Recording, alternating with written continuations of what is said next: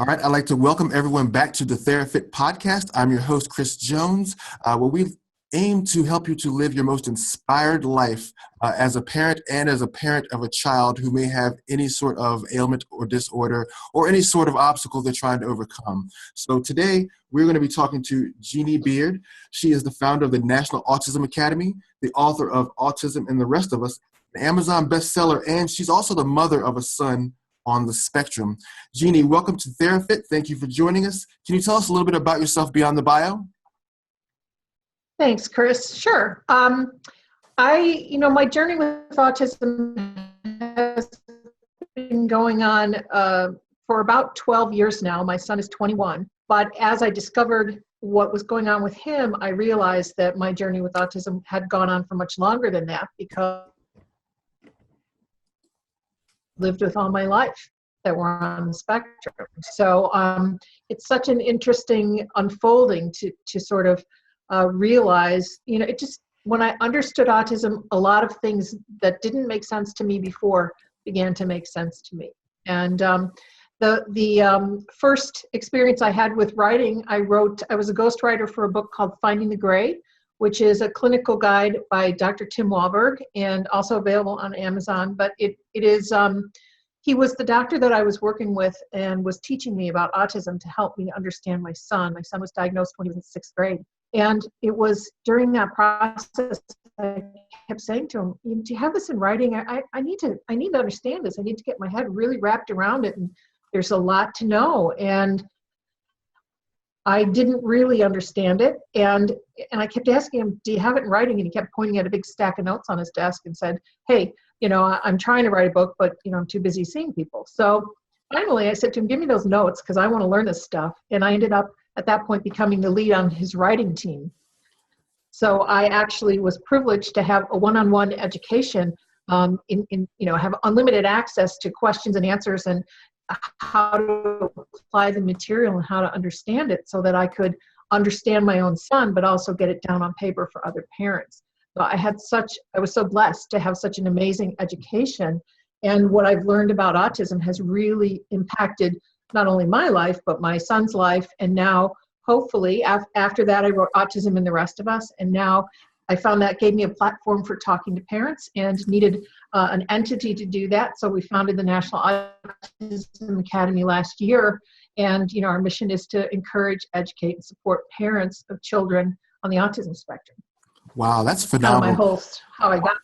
Yeah, no, that's exciting. It's exciting how things turn like that. How you go from doing one thing to doing something completely different, and you find that, wow, I've got a voice in this area, and I'm able to help a lot of people. Yeah. A lot of people that I talk to, a lot of moms and dads feel very confused and lost. There's so much information out there, and a lot of it isn't helpful. And so, we're working on delivering. We don't deal with issues of cause and cure because there's no answers there, and that, people are very opinionated, and that can create a problem. So we really focus on, if you're living with autism, here's what you can do to help yourself and your family have your best life. So we really are focused on educating and helping people move through the process emotionally. Parents have a lot of emotions to deal with, and so that's really where our commitment is. Wow, that's definitely very admirable. So as you know, we have a 4-quadrant approach to holistic health. And so what we do is we take a look at those 4 quadrants, which are cognition, nutrition, fitness, and spirituality, and we break those down for our listeners so that our listeners can better parent their children using those 4 quadrants. So first, right. I want to take you through the cognition. This is where we focus on critical thinking skills and brain health. So what are some of the telltale signs that your child might be on the autism spectrum? Well, from a diagnostic criteria standpoint, repetitive behaviors, difficulty with social interaction, and difficulty with language are the 3 diagnostic pieces that a diagnostician would evaluate in order to identify autism. But for a parent, I think if your parenting's not working and your child is struggling with friendships and they're maybe becoming increasingly angry or anxious. If you're seeing those kinds of things, that is where you might go, maybe there's more going on here. For my son, it was anxiety. We saw all kinds of anxiety and we couldn't figure it out. He's quite bright. He's got a high IQ and is very capable of the material, but of handling his school material. But the autism gets in the way of them being able to process the information. So there's, autism does not go hand in hand with cognitive impairment. Cognitive impairment, there are some individuals with autism that have cognitive impairment, but autism itself is not considered cognitive impairment. So, the way I look at it at this point in my career is that inside every individual with autism, underneath the autism, there's a cognitive, healthy, emotionally healthy person trying to get out, trying to function in a world with a tool that's not working the same way as everyone else's. Their brain doesn't work the same way. The neurology is different in their brain, and that's what ultimately I believe is driving them to do some of the unusual behaviors. Does that make sense? Yeah, no, it all makes complete sense. So, what are some of the steps to determining if your child is indeed on the spectrum? So like you said, you look at the signs, you start to see the repetitive behaviors, like you mentioned. What do you do next? A lot of people rely on the schools to help them diagnose their kids. I don't know that that's the best route. The school has they have a vested interest in having the kid in the classroom, and because that's how they get paid. But I think that if you're seeing anxiety and issues, a lot of the social workers will try to help, and the educators will try to help a family diagnose. But I really think finding a psychologist, but you've got to find someone who really understands autism, because still, even today, with as much as we hear about it, there are a lot of diagnosticians who aren't comfortable making the diagnosis of autism, and so they might send you off in another direction. They may say bipolar disorder, or they may say anxiety disorder, or they may say some other kind of some other kind of issue that isn't autism. And so autism is often a third or a fourth diagnosis that comes along after several other diagnoses. And I talk to parents, to moms especially, who say that all the time. They say, my kid was diagnosed with ODD and ADHD and ADD, and they go down and bipolar disorder, and they go down this long list, and then they go, finally, someone said autism. And when they applied the understanding of autism, that's when they found tools that help their family change. Very similar to my son with the anxiety, and then ADHD, and finally autism was his ultimate diagnosis. Wow. So it's that easy to misdiagnose? Absolutely. It is. And because it's a relatively new diagnosis, there are a lot of people practicing in the field who didn't even get trained in autism. They don't know anything about autism. And I talked to someone about a year ago who was graduating, getting a master's in social work, and she was going to open a practice, private counseling practice. And I said, well, how much did you learn about autism? She said, we had 1 hour of class one day. I said, wow. That's it? That's all you learned? So there is a unfortunate lack of experience and knowledge base in the psychological community as a whole. It's hard to find people that can diagnose, especially the high functioning kids, the kids that so often look so normal, normal. I use that word loosely, but they, my son was that way, right? I mean, there were so many things about him. They talk about eye contact. My son can look you right in the eye, and that was never an issue for him. So there are a lot of cases where kids are misdiagnosed with other things, and then finally someone will sort of put all the pieces together, and autism becomes a more appropriate diagnosis for them. Wow. Now, walk me through, what is the difference between, or just walk me through the spectrum, the difference between a high functioning person with autism and a lower functioning person with autism, if you can. Sure. Well, autism impacts everybody differently. Some people are more severely impacted, and other people are less severely impacted. There are a lot of people walking around today, I'm sure a lot of adults walking around with autism that don't even know that they're on the spectrum. And they've been able to fly under the radar because they're able to manage their life well enough that they're getting by. But someone that's considered high functioning is usually has a higher IQ, not always, but usually has a higher IQ. An IQ of 70 or below would be considered cognitive impairment. So but you know what?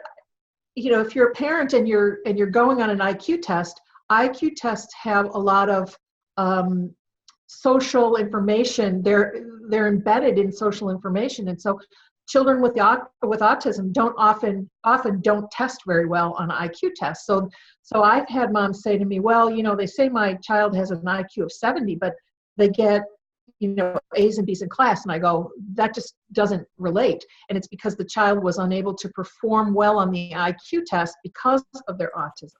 So high functioning would really be considered somebody who's got a higher IQ and is really able to manage their autism. And low functioning would be as you're going down the spectrum, you're moving down through people that have lower IQ, more cognitive impairment, and maybe more difficulty with the autism.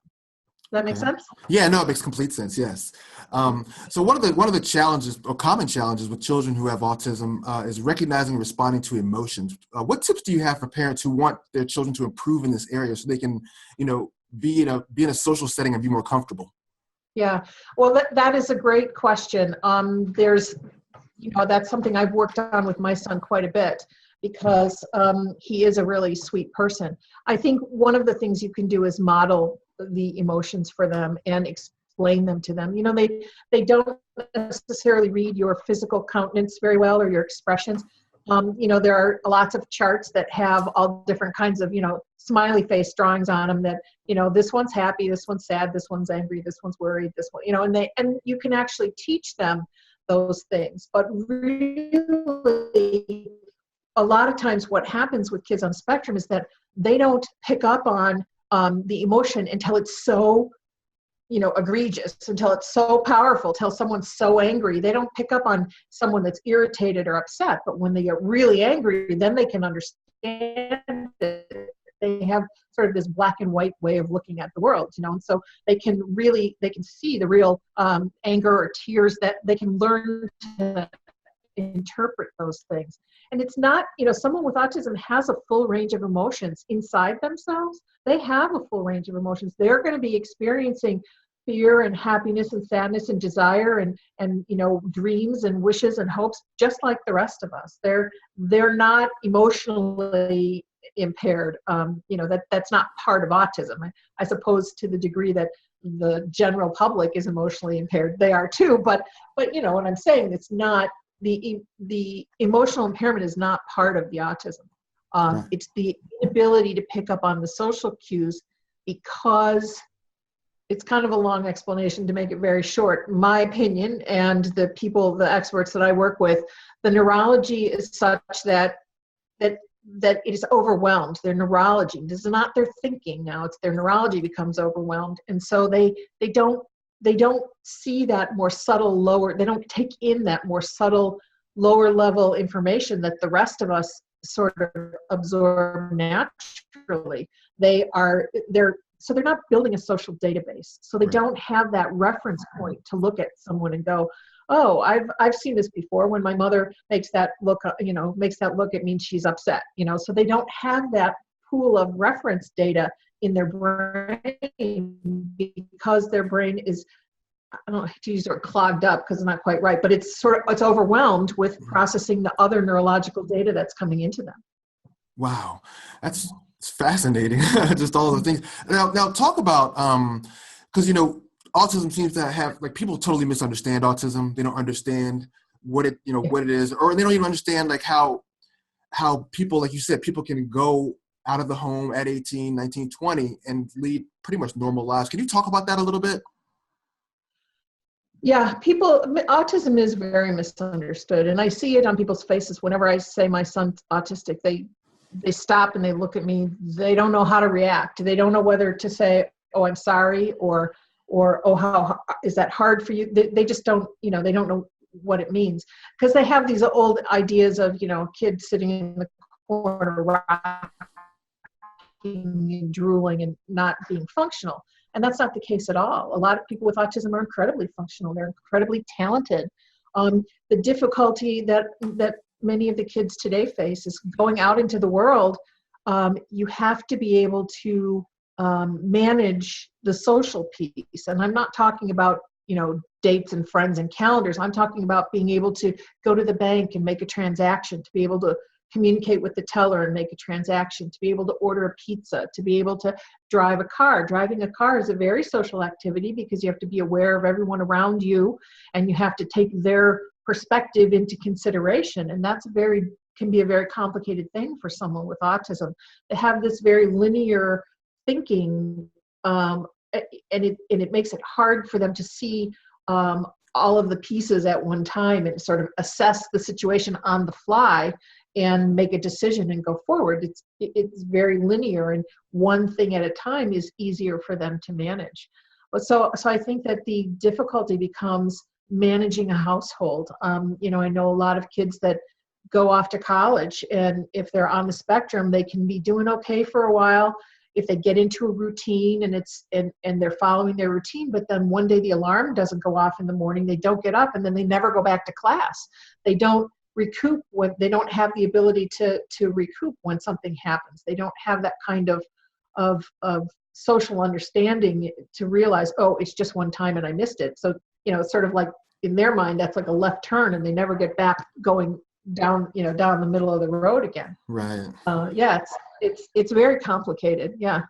Wow. Now, as a parent with a child on the spectrum, how did you feel, when you discovered that your child was on the spectrum? Like, what was that like for you? And then how old was your son? Yeah, my son was 11. He was going into 6th grade.